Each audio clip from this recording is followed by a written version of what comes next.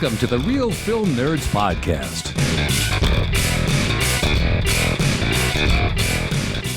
Well, hello there, listeners, and welcome to Real Film Nerds, episode number 299. Mike, can you believe it? We're almost there. We're almost to 300. Man, that's crazy. 300. What have we done with our lives? Obviously, way too much recording. I mean, sit down and just do the math. It's ridiculous. And that's not even counting the episodes that are longer than a half hour, which most of them are now. But anyways, I digress. Mike, today it's your pick. We picked a film. It's a remake of a remake based on a book. Not remake, original based on a book. There we go. All Quiet on the Western Front. It is a Netflix original, but can it really be considered a Netflix original when it's classic literature about World War I? I don't know, man. I think it can be, but I think in some ways this is reintroducing World War I to a younger audience. And Matt, can you believe it's been over 100 years since World War I? It's hard to believe. Yeah, I was actually discussing it with one of my friends today on my drive back from the radio station. And he's like, no, there must be some people living from World War I. And I'm like, no, because even if you went into World War I at like the youngest age, like say you were 17 or 15, at this point in time, you would be probably close to 135. And not a whole lot of people make it that long. Yeah, man. Yeah. I doubt anyone would be alive. I think we're just about to have all of our World War II veterans pass away. It's very close. There's not a lot left. Yeah, they are passing en masse. I know my grandfather who fought in World War II, or flew in World War II, shall I say. I mean, he fought too, just not on the ground. He passed away several years ago at the age of 85, and that was 2004, 5, 6, somewhere in there. I don't remember exactly. I tend to black out dates on traumatic event kind of stuff like that. I loved my grandpa dearly. But anyways, we're not here to talk about World War II. We're here to talk about World War I, the movie All Quiet on the Western Front. Mike, this was a great pick. Let's go ahead. Why don't you give us the rundown? As best as you can, because it's, for those of you who do not know yet, we haven't got into it too much. All Quiet on the Western Front, this version is a German film, and it's all German actors for the most part. And so it's very German names. Ready, Mike? You can do it. All right. Thanks, Matt, for the precursor, because I'm already apologizing also in advance. But this is directed by Edward Berger. This was written by Edward Berger, Leslie Patterson, Ian Stockel, and Eric Maria Remarque is the original writer of the book All Quiet on the Western Front, which I read in high school. And Matt did not, but I read it in high school. Oh, did you? Yeah, this is one I read in high school. The one I didn't read in high school, we talked about it last week, was Catcher in the Rye.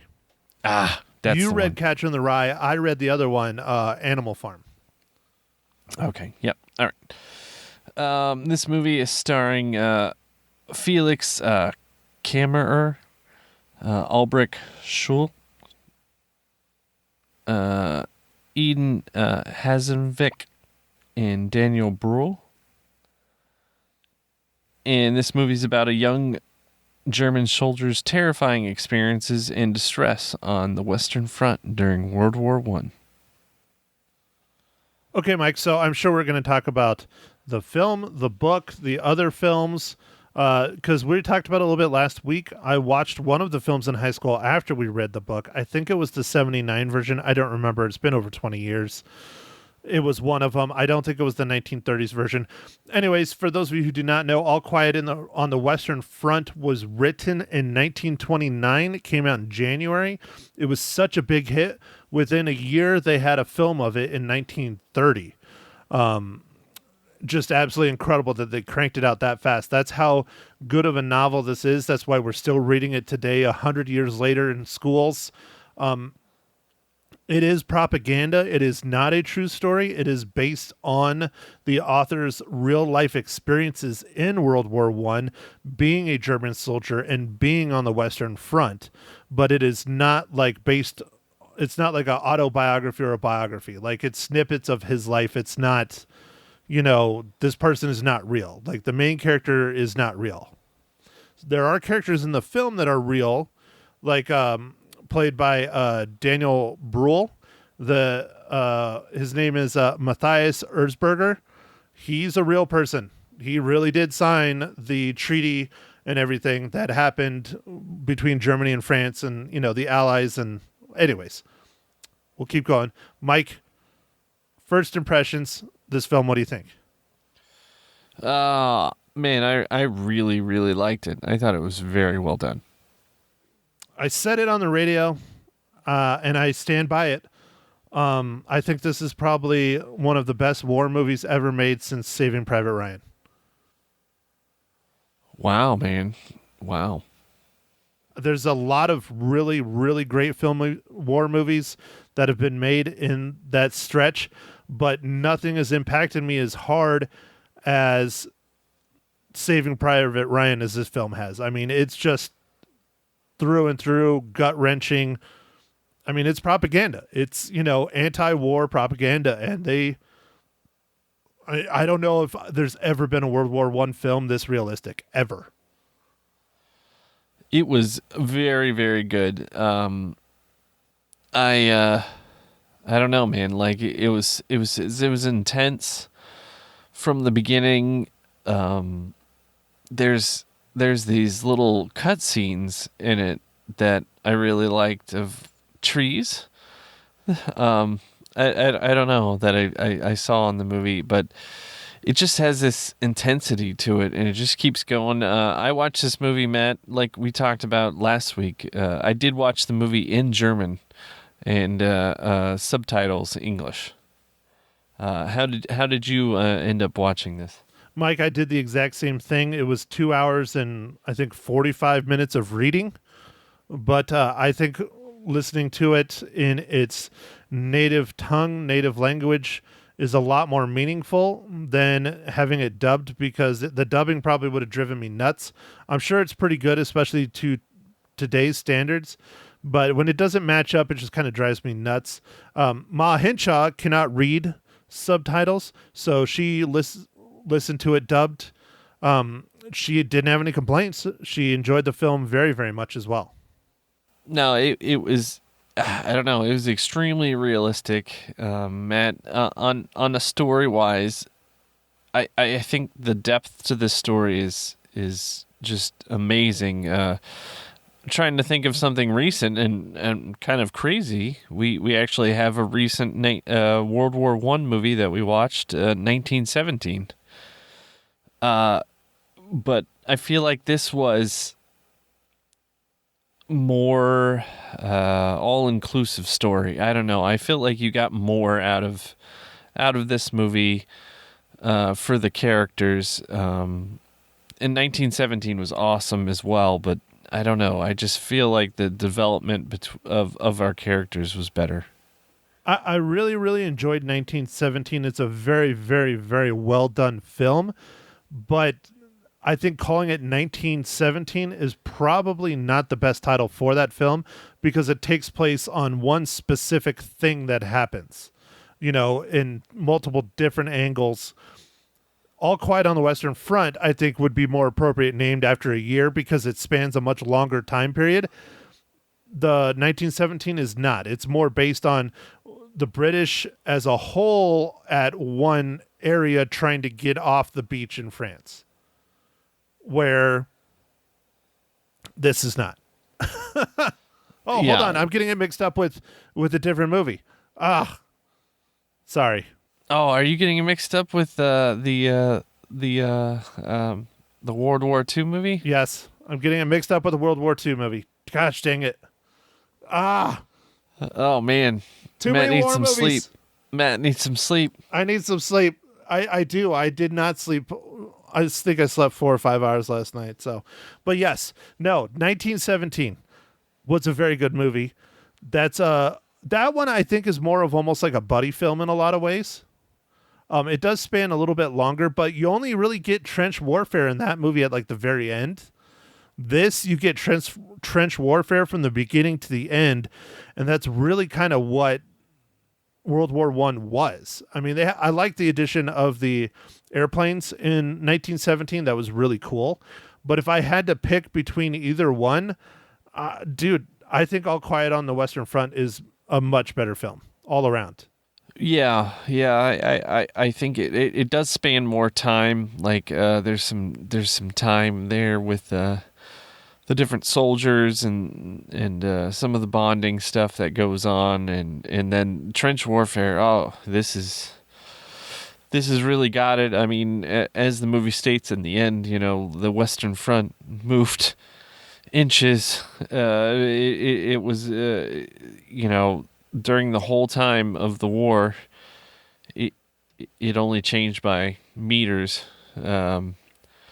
It was pretty crazy, and I feel like they really captured it in this, and it's devastating, and it was I don't know, this movie was shot really well with the different I don't know, like the different angles and just the use of like the environment of mud and different things. I don't know, man. I really felt the intensity of when they're either getting attacked in the trench or running into the, like, I don't know, charging. Like it was intense, man. This is a very intense movie. Man, I still feel like an idiot getting it mixed up with that Christopher Nolan film. Ugh. Yeah, no, 1917 was really good. I don't think it's too below All Quiet on the Western Front, in case I'm making it sound like it's nowhere near as good. They're both very good films. They're both very highly rated films. I'll just put it that way. I knew right off the bat the cinematography in this film was something special. Our opening scene, Mike, if you remember, it's a battle, it's trench warfare. You start out really high altitude, seeing this giant battlefield, and it just brings you down and brings you down into the trench as you follow the first guy up and out of the trench, and you start meeting the characters. I mean, it shows you how huge it is down to personalize, like right in the first shot of the film. And right there I knew, this cinematographer and director, they did it right. This is something special, and it didn't disappoint.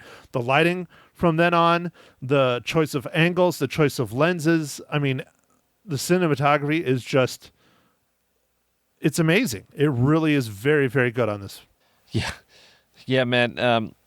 I'll save this for the spoilers, but I only have one complaint. So Okay. I'll save it for the spoilers. We'll wait. I have one complaint as well, but it's not a big deal. I don't know. We'll see. We'll compare.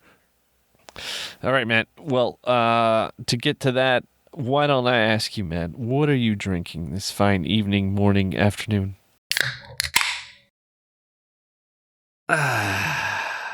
Well, Mike, I still have a few of these left in my fridge. It's the Four Peaks Suns Brew, because it is basketball season, and so I'm drinking a Suns beer from my favorite brewery, Four Peaks. All right, man. Well, I am drinking a little something from Lagunitas. It's a IPA. I'm back, Matt. Out of pumpkin beers. Mark the date. He didn't even get it all the way to Thanksgiving. He got it to the eve of Thanksgiving, but no Thanksgiving. Yeah, I got it close to Thanksgiving. Well, Mike, do you want me to go and find you a pumpkin beer and mail it to you? Yeah, that'd be great. Okay. All right. I'm on it. Speaking of that, we did announce our winners for the Top Gun Maverick Blu-ray giveaway. So for those of you who entered and did not get an email, sorry. Wah, wah. But those of you who won, you won. You've communicated with me. Congratulations. They're going to be put in the mail here soon, hopefully. Okay, Mike, let's move on. to your favorite section. Okay, let's do it. What is this week's dad joke? I got dad jokes, I don't think they understand though. Gotta think I'm funny, other people never laugh though. Dad jokes. All right, Matt, how do trees get on the internet? They get printed out? They log on. He said log.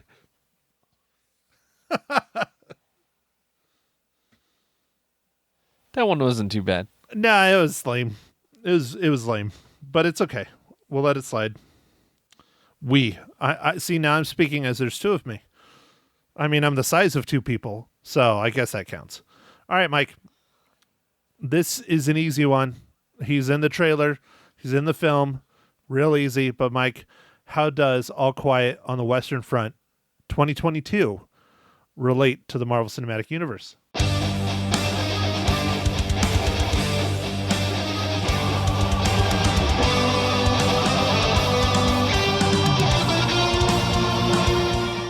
All right, Matt. I was a little worried about this movie, being that it's an all-German movie and everything. But, quickly my fears were subdued when I saw Daniel Bruhl in this. And Daniel Bruhl was in Captain America Civil War as Zemo. And he was also in The Falcon the Winter Soldier. So he's a Marvel Cinematic Universe character. So He is a villain known as Baron von Zemo. Yes, Baron von Zemo. But it's okay, Mike. And he's supposed to be a big deal. He finally put on his hood in the Captain America and Winter Soldier TV show, which was exciting. That was awesome. Yeah. No, I don't know if that was awesome or not, but yes, I mean, I like the show.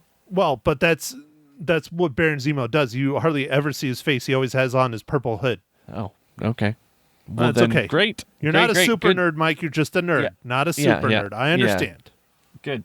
I'll let it slide. Okay, so we're in the spoiler section. I don't know how you spoil a book that's over 100 years old. We'll start out with complaints. I'll just go ahead and start out like right off the bat. I only have one thing, and it's not a big deal. It's very accurate to the book, but not completely. At the very end in the book, our main character, huge spoiler. Our main character passes in the book about 30 days before the end of the war. In the movie, he passes about 3 minutes before the end of the war. Now, the director and everyone says that they did that for dramatic effect because it's a film, and it works. But that's one of several examples where the writing differs. But again, they're adapting a so many hundreds page book into a 2 hour and 45 minute long movie. So 45 or is it 35? I think it was 45, yeah. No, it's 2 hours and 28 minutes. I was wrong. Oh, 2 hours, 28. All right. Yeah. Anyways, over 2 hour long film. 2 hours and 28 minutes. Okay, Mike, what's your complaint? Ready, set, Mike. All right, Matt. So my complaint is, I don't know. I don't think it's a strange one, but like, I wanted to see this in the theater. Oh, hell yeah. Oh, I for think sure. it would have been. So this movie is extremely impactful and awesome. And I watched it in the best quality I could, but I think it would have been better in the theater. Oh, hell yeah, dude. I would have wanted to see this in the theater all day long. And it was released in the theater, but extremely limited release, which you know what that means. They released it in New York and LA for like a week just so they could get it Oscar nominated. Yeah, that's what they do. The New York and LA thing for the Oscars. Yeah, I wish I could see it. You know, they might have it down in Phoenix, but this would be an incredible film to see in the theater. And honestly, if I saw it in the theater, it probably would adjust my rating. I'm just putting it out there. Well. Another thing is, now it has been a long, long time since I read the book, but I feel like there was a little bit more with the gas stuff, and they kind of glanced over some of that stuff in this. I mean, but that's okay. I think that might have been a directorial decision as well. I know they did film quite a few scenes with the gas stuff because I watched a behind the scenes featurette that was on the old YouTubes, and it had when they talk and they're interviewing them and then they're showing cutscenes and stuff, they had them doing other scenes with gas, but you don't see them in the film. So I think it was maybe a directorial choice, or maybe they couldn't convey the gas well enough visually. I don't know. But yeah, that's another thing from the book. There was a hell of a lot more gas situations, and that's one of the reasons why gas is very, very outlawed in the entire world, is because how horrible it is and how easy it is to wipe out thousands, if not millions of people with the blink of an eye with gas. It's horrible stuff. And it all stems from this war. Yeah, no, the nerve gas, the mustard gas that they used during World War I was so awful that we came up with rules that say you can't use it in war, which is crazy, kind of, when you think about it, because war is, yeah, I don't know, man, it's just weird. But they did it, and I think of recent history, only Syria has been accused of and probably has used gas on people. They accused people in Iraq, and I think they showed some proof. And then they claim Russia, but I don't think there's been any proof of Russia.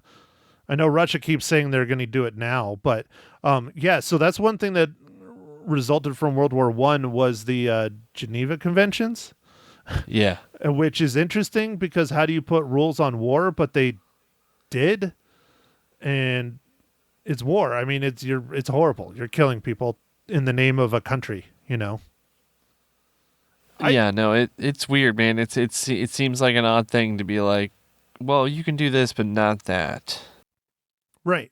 Like rounds, you're using your guns. You're supposed to use specific types of rounds that you fire at the enemy so that they have a better chance of having the wound healed.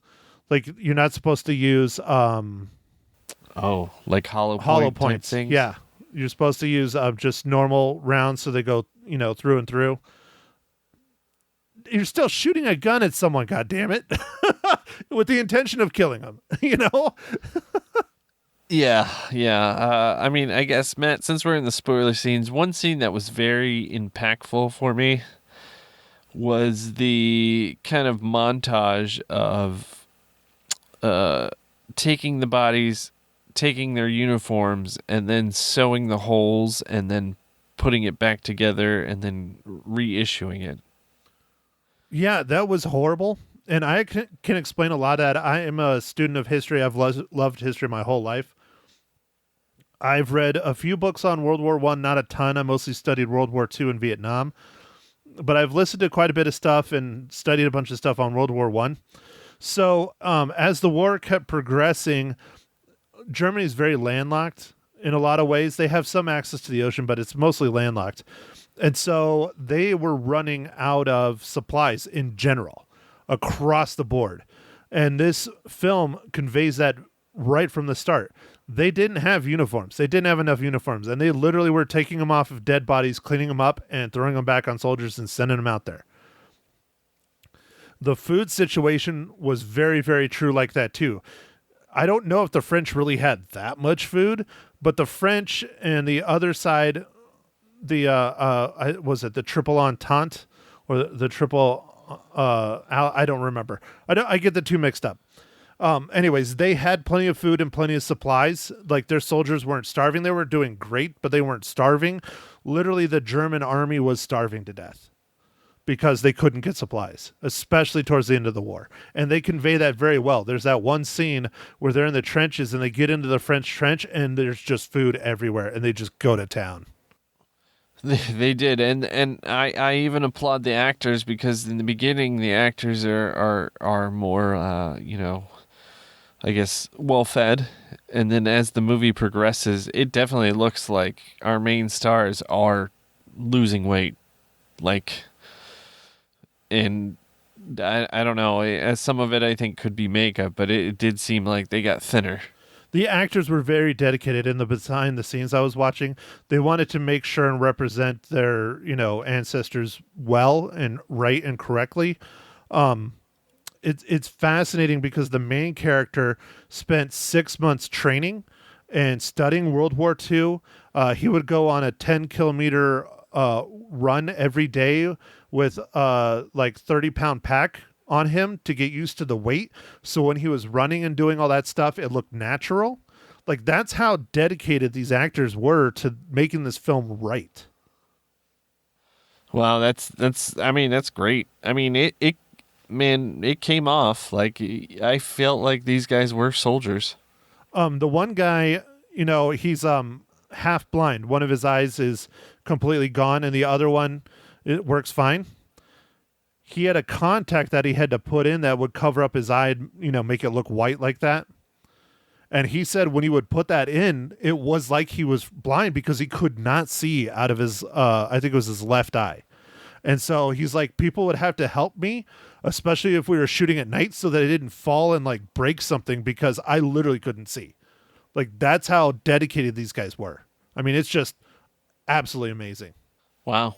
Yeah. No, it was I don't know, man. This was an awesome movie. I didn't know how good it was going to be or how good it wasn't going to be, but man, I think this movie was really, really well done, and I hope the people that made this movie get some recognition. I don't know if they will or not, but this is awesome. They haven't announced the Academy Awards official nominations yet, but I know for a fact that Germany as a country has submitted this film as their representation in the international award for the Academy Awards. This is Germany's film. Wow. Yeah. I mean, it was really interesting. And then the German general, it was kind of crazy when he was just like, I'm just gonna, I do war, so we're gonna go back out there and we're gonna try and take him out until it's over. And that's one of the points that's from the book as well about the propaganda. Here's this general that he doesn't give a shit that he's sending thousands of lives to their death that literally are going to be wasted because they've already signed off that they have given up. And they're dying for literally no reason whatsoever, including our main character. Yeah. No, it was just, wow. And that's one thing that's interesting, too, about World War I. One of the most hotly debated, unanswered questions, or, I mean, people answer it in many different ways, is the true start of World War I, like what caused it. And there's about 4 or 5 things that are the main root causes. And it's interesting that it ever even happened. And I was talking about it with my mom, actually, because my mom is a big history buff as well. If World War I never would have happened, we obviously never would have had World War II, but Hitler never would have come to power and never would have been who he was. The whole reason why Hitler ever went as far as he did was because of the results of World War I. I mean, the German people were starving and were barely existing as a country after this war. Yeah, they were decimated, and he was, when he started to become to power, he helped them prosper and whatever, and yeah, no, definitely interesting. Yeah, for sure. He literally saw a lot of the general German populace saw him as a savior because their economy grew. They were building machines. They were building their army. They were rebuilding buildings better than they ever were. They had food. I mean, he did the right thing to gain power, as horrible as that sounds. Yeah, no, it's crazy. The thing that I had forgotten until I watched this movie, and it's just probably just because it's been a long time, was the amount of people that died in this. Oh, yeah. Oh, dude, it's crazy. And even more people died in World War II. That's just crazy, dude. But it still floors me when you look at the population of Earth. and how much our population has continued to grow despite these really just insanely gruesome wars. I guess that's true, but I think we just hit some milestone. 8 billion people or something? I don't know. 8 billion people, the most people that have ever existed, obviously. Anyways, all right, Mike. We'll get back on topic. I digress. I don't want to take you off of it, but okay. So, what else do you want to add before we start talking about what we're doing next week? I want to encourage the listeners to watch this movie, although it is, nothing happy about this movie, but it's such a piece of history that I feel like a lot of people have forgotten about. It is a very valid and just kind of crazy story to watch, and I don't know. I want everybody to watch this movie. Who can stomach it? Yeah, who can stomach it? It's brutal. It is very brutal. Yeah, this is a must-watch film. It is not easy to watch. It is gruesome. It is graphic. It is violent. It is gut-wrenching. It's sad. It's depressing. And that's the point. That was the point of the novel. That was the point of the films. That is the point of this, is that it's supposed to be so horrible that people don't want to go to war anymore. And obviously it hasn't worked. Yeah. Yep. We've had a lot of wars since 1930 and 1929. We have. But yes, if you can do it, I don't recommend kids watch it. Hell no. But if you can do it, I recommend everyone check this film out. Definitely. It is absolutely just amazing. So, all right, Mike. So next week, episode number 300. You were the one that came up with the idea, so I'll let you talk about it. All right, Matt. So for 300, we're going to watch the movie 300. Woo! Yeah. Whoa. We are deep thinkers here. We really ponder things, and we felt that no one would have saw this coming. So we were just like, bam, gotcha. Well, Lisa, the radio host that I work with on Mondays, is very disappointed because there are a lot of Christmas movies that came out this week that she really wanted to hear about, specifically one on Apple TV Plus that I'm 50-50 on. I don't know if I'll ever watch it because it's a freaking musical, but it does star some of my favorite people ever. So we might have to get to that one in the future. I don't know. There's a lot of stuff coming out just because it 'tis the season. It seems like we have summer movie season and we have Christmas break movie season, and it starts Thanksgiving weekend. And so here they come. We're starting to get a few in the theaters. I'm excited. But 300, we got to do it, Mike, and we're doing a giveaway. You're going to have to listen to episode 300 to find out what it is and how to enter. But it's a good one. I think it's a good one. Mike, you think it's a good one? Dude, I think it's a wonderful one, man. Otherwise, we wouldn't be doing it, Matt. Yeah, I'll put it this way. There's only one, because Mike and I are taking money out of our pockets to buy this for you and send it to whoever our lucky winner is. So make sure and enter. It's going to be completely random. We're going to use a random number generator like we always do. Whoever wins, wins. All right? So next week, 300. Mike, All Quiet on the Western Front. How perfect did you rate this film? Man, I'm gonna give it 4.5 stars. Stars? Reels. Whoa! Sorry. Okay, Mike, I give it 4.5 as well. Just because of the handful of inaccuracies with the writing. Would have liked to see some more of the gas, as you were talking about, and also, just the other things that could have been tweaked. And I wanted to see it in the theater. I think if I had seen it in the theater, it'd be a 5. Like, no doubt. No doubt. Yeah, I think if I saw it in the theater, it'd be a 5 too. Man, it's so great. It's so great. Yeah, it is. It is. If I see, over this Thanksgiving break, which I don't really take, it anywhere, when I'm down visiting my sister down in Phoenix for Thanksgiving, I think I'm going to try and go see this in the theaters if they have it. Yeah, man. It would be amazing. It is amazing. Yeah. So, all right. Well, kiddos, I think that's it. I'm going to let Mike do his thing before he falls asleep on his keyboard because we're recording really late compared to when we usually do. So, Mike, ready, set, Mike. All right. Thanks, everybody, for listening. Make sure to follow us on Metaverse, sometimes known as Facebook, Twitter, Instagram, and, go out there, watch a movie, stream a movie. Go to the theater if you can. Maybe during your Thanksgiving break, when you've had enough of your family, go watch a movie. All right. Well, thanks for listening, everybody, and catch you on the next pod.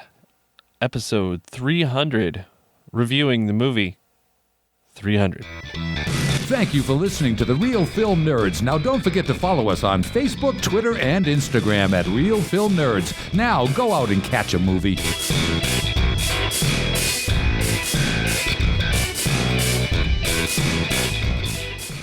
You okay? Can you breathe now? Are you all right? You're going to make it. I think so. You're sure? I think so. Okay. If not, you take over. Oh, I can't handle that kind of pressure.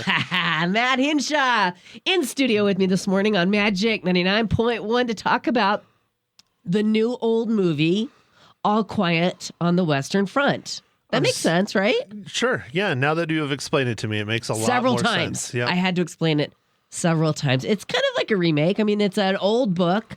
It was made into a movie, and now there's a new movie about it. Yes. With new actors. Same storyline, though, I'm assuming. No, altered. Altered from the book as well. Can they do that and not change the title? Yeah, they're not massive. I mean, one of them's kind of big, but they're not like extreme. Like the story is still basically the same. Okay. But it's more of a timeline thing. Like it's not like they eliminated the main character or something like that. They just adjusted their timeline to make it more dramatic for the film. Oh, good. So they didn't stick a superhero in there or anything like that. No, Superman does not come in and stop World War I. Okay. Nope. Good. No. Thank God. Okay. So what did you think of the movie? Did you see the first one? Yes, but it's been over 20 years. Yeah. I watched it in school. I did too. Okay. So yes, it was very good. Yes, it was very good. The new one was much better. Granted, it's been quite a long time. Right. Technology has come dramatically. The goal of making it as realistic as possible is a lot easier now. Sure. And I think 90% of this film is practical effects, though. Still, really, and it's good. It's really good. Okay. Not for the faint of heart, though. No bloody gory. I mean, the story, of course, is not for the faint of heart. Yeah. So, All Quiet on the Western Front is intended to be an anti-war book, novelization, whatever. It's based on the author's real life experiences. It's not based on a true story, but his experiences because he was in World War I and he wrote the book literally like after he was out. Okay. And I don't want to say it's propaganda, but it's trying to show you how bad it really, really, really is and why we should never have had war, especially a world war. Okay. And he failed miserably. Yeah. Did he? Well, we had World War II, didn't we? Well, yes, we did. We did. But luckily, we haven't had trench warfare since, so that's good. Okay. I guess. Yeah. Well, yeah, I guess. Right. But yeah, it's gruesome. It's horrifying. It's tough to watch, and that's all on purpose. Okay. Very good. How many reels out of 5 are you giving it? I loved it. I haven't seen a war movie this good since I want to say probably Saving Private Ryan. Really? Yeah. Okay. So it's 4.5. 4.5 reels. Very good. Let's put in a call to your ma and see what she thinks. Alrighty, let's do it. It's coming up on the other side on Magic 99.1. Hi, Lisa. Good morning, Ma Hinshaw on Magic 99.1. How are you? Woohoo! Oh, I'm fine. I'm great. I'm good. There. Okay, good. Well, your son Matt is here with me. Say hi to your mother, Matt. Hello, Mommy. Hi, dear. Okay, so we're talking about All Quiet on the Western Front. What did you think? I've read the book way long ago, and I've seen the old movie. Right. Really old movie. Right. And I thought this was really fabulous. I thought they did a tremendous job. Okay. Really wonderful. I would recommend it to anyone because it really depicts what it was like to fight that war. And my grandfather fought in that war Oh, wow. in Romania in whatever, 1918. And actually, he died of his wounds He did. later on, yeah. But it really shows. It was so horrible. I don't know how those men dealt with it. It was very, very, very good. Oh, wow. Okay. How many cookies you going to give it?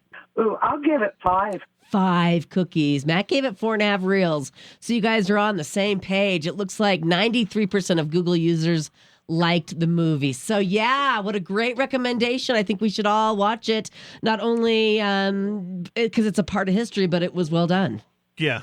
Maybe not on Thanksgiving with the family. Okay, not with the fam. But you know, No. I mean, my co-host picked it because we just had Veterans Day Right. / Armistice Day, which a lot of people, if you don't know it, that was the end of World War I. So, Right.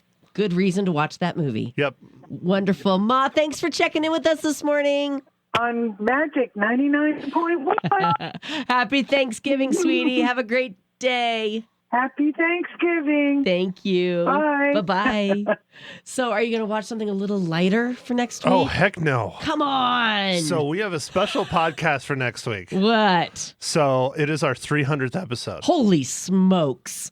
300 podcasts. And we're doing a giveaway. We're paying for it for ourselves. It's not from a movie studio. Okay. We're giving away a box set of 3 movies. Wow. I'm not going to say what. You have to find out by listening to the pod. Okay, But, guys. Our review is going to be in honor of 300. Oh, okay. Is it the movie 300? Mm-hmm. Ah, very good. I did see that movie. You did see that I movie. saw All that right. one. We can Yeah. talk about that We one. can chat about that one. Yeah. All right. Very good. You guys check out the podcast. It's called The Real Film Nerds. You can get it wherever you catch your podcasts. Maddie, thanks for coming in. No, thank you, Lisa. You're welcome.